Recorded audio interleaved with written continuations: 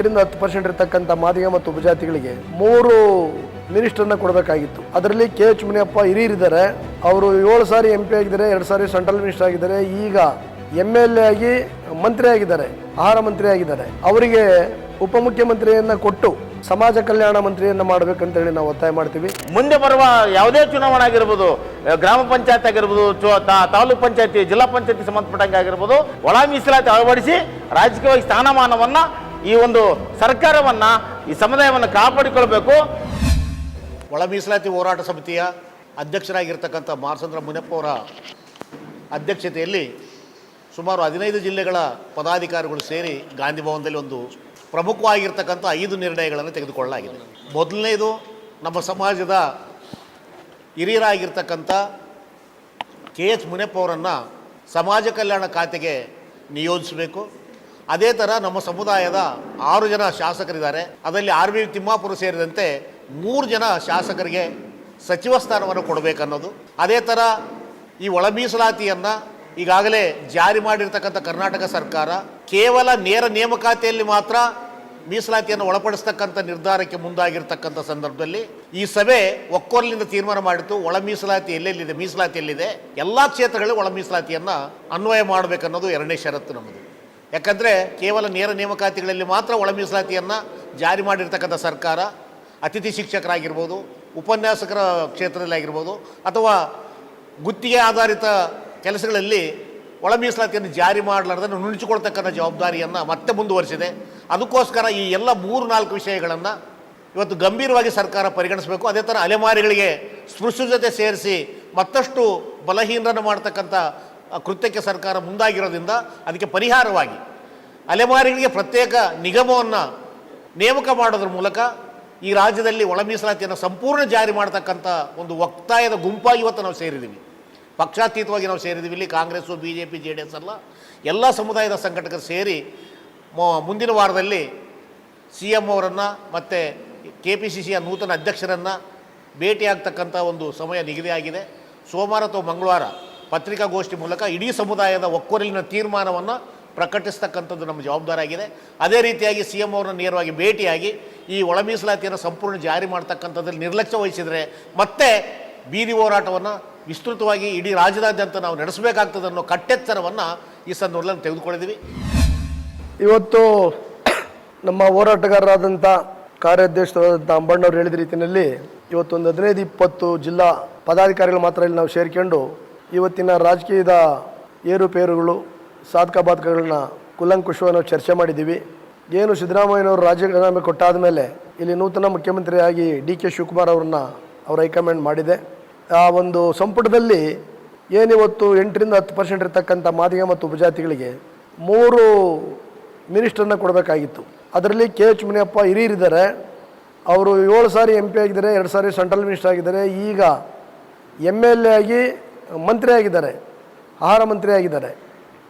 ಅವರಿಗೆ ಉಪಮುಖ್ಯಮಂತ್ರಿಯನ್ನು ಕೊಟ್ಟು ಸಮಾಜ ಕಲ್ಯಾಣ ಮಂತ್ರಿಯನ್ನು ಮಾಡಬೇಕಂತೇಳಿ ನಾವು ಒತ್ತಾಯ ಮಾಡ್ತೀವಿ. ಅದೇ ಥರ RV ತಿಮ್ಮಾಪುರ ಏನು ಇವತ್ತು ಎಕ್ಸೈಸ್ ಮಿನಿಸ್ಟರ್ ಆಗಿದ್ದರು, ಅವ್ರನ್ನ ಕ್ಯಾಬಿನೆಟಿಗೆ ತಗೊಂಡು ಯಾರಾದರೂ ಮಧ್ಯಮ ವರ್ಗ ಬಡವರಿಗೆ ಕೆಲಸ ಮಾಡ್ತಕ್ಕಂಥ ಒಂದು ಒಳ್ಳೆಯ ಖಾತೆಯನ್ನು ಕೊಡಬೇಕಂತೇಳಿ ಈ ಸಮಯದಲ್ಲಿ ಒತ್ತಾಯ ಮಾಡ್ತೀವಿ. ಅದೇ ಟೈಮಲ್ಲಿ ಇನ್ನು ಉಳಿದಂಥ 4 ಜನ MLAಗಳೇನಿದ್ದಾರೆ ಅದರಲ್ಲಿ ಯಾರನ್ನಾದರೂ ಒಬ್ಬರನ್ನ ಮಂತ್ರಿಯಾಗಿ ಮಾಡಬೇಕಂತೇಳಿ ನಾವು ಒತ್ತಾಯ ಮಾಡ್ತಾಯಿದ್ದೀವಿ. ಒಂದು 8-10% ಇರ್ತಕ್ಕಂಥ ಒಂದು ಸಮುದಾಯವನ್ನು ಈ ಕಾಂಗ್ರೆಸ್ ಸರ್ಕಾರ ಏಕೈಕಿ ಈ ರೀತಿ ನಿರ್ಲಕ್ಷ್ಯತೆ ಮಾಡೋದನ್ನು ಈ ಸಮಯದಲ್ಲಿ ನಾನು ಖಂಡಿಸ್ತೀವಿ. ಅದನ್ನು ಜೊತೆಗೆ ಇವತ್ತು ಏನು 30-35 ವರ್ಷಗಳ ಕಾಲ ಮೀಸಲಾತಿಯಲ್ಲಿ ಒಳ ಮೀಸಲಾತಿ ಬೇಕು ಅಂತೇಳಿ ಹೋರಾಟ ಕರ್ನಾಟಕದಲ್ಲಿ ನಡೆದಿದೆ, ಆಂಧ್ರದಲ್ಲಿ ನಡೆದಿದೆ, ತೆಲಂಗಾಣದಲ್ಲಿ ನಡೆದಿದೆ, ಹರಿಯಾಣ ನಡೆದಿದೆ, ಅದೇ ಥರ ಪಂಜಾಬಲ್ಲಿ ನಡೆದಿದೆ. ಇವತ್ತು ಎಲ್ಲ ಕಡೆ ಕೂಡ ಅದು ಫಿಲಪ್ ಆಗಿದೆ. ಇಲ್ಲಿ ಏನೇನೋ ಕಾರಣಗಳಿಂದ ಮ್ಯಾನಿಫೆಸ್ಟೋಲ್ಲಿ ಹಾಕಿದರೂ ಕೂಡ 24 ಗಂಟೆ ಮಾಡ್ತೀವಿ ಅಂತ 2023ರಲ್ಲಿ ಹೇಳಿ ಇವರು ಮಾಡಲಿಲ್ಲ. 2024 ಆಗಸ್ಟ್ 1ನೇ ತಾರೀಕು 7 ಬೆಂಚ್ ಇರ್ತಕ್ಕಂಥ ಸುಪ್ರೀಂ ಕೋರ್ಟ್ ಜಡ್ಜ್ಮೆಂಟ್ ಮಾಡಿದೆ, ನಿಮ್ಮ ರಾಜ್ಯದಲ್ಲಿ ನೀವೇ ಮಾಡಿ ಅಂತ ಹೇಳಿ. ಅದನ್ನು ಆಂಧ್ರದಲ್ಲಿ ಮಾಡಿದರು, ತೆಲಂಗಾಣದಲ್ಲಿ ಮಾಡಿದರು. ಕರ್ನಾಟಕದಲ್ಲಿ ಮೀನಾಮೇಷವನ್ನು ಎಳಿಸ್ಕೊಂಡು ಸಿದ್ದರಾಮಯ್ಯನ ಸಂಪುಟ 2 ವರ್ಷಗಳ ಕಾಲಹರಣೆ ಮಾಡಿದ್ದಾರೆ. ಹಾಗಾಗಿ ಒಂದು ನಾಗಮೋಹನ್ ದಾಸ್ ಅವರು ಒಂದು ಅಥೆಂಟಿಕ್ ಆಗಿ ವರದಿಯನ್ನು ಕೊಟ್ಟಿದ್ದರು. ಅವರು 5 ಗ್ರೂಪ್ ಮಾಡಿ ಇವರು ರಾಜಕೀಯದ ಕಾರಣಕ್ಕೋಸ್ಕರ 3 ಗ್ರೂಪನ್ನು ಮಾಡಿದ್ದಾರೆ. ಸರಿ, 3 ಗ್ರೂಪನ್ನು ಮಾಡೋದ್ರ ಜೊತೆಯಲ್ಲಿ ಅಲೆಮಾರಿ ಮತ್ತು ಅಲೆಮಾರಿಗೆ ಒಂದು ಸಪ್ರೇಟ್ ಒಂದು ಪರ್ಸೆಂಟನ್ನು ಕೊಡಬೇಕಾಗಿತ್ತು. ಅದರಲ್ಲಿ ಕೆಲವು ಬಲಾಢ್ಯರ ಜೊತೆಲ್ಲ ಅವರು ಸೇರಿಸಿರೋದ್ರಿಂದ ಅವರು ಉದ್ಧಾರ ಆಗೋದು ಕಷ್ಟ ಆಗ್ತದೆ.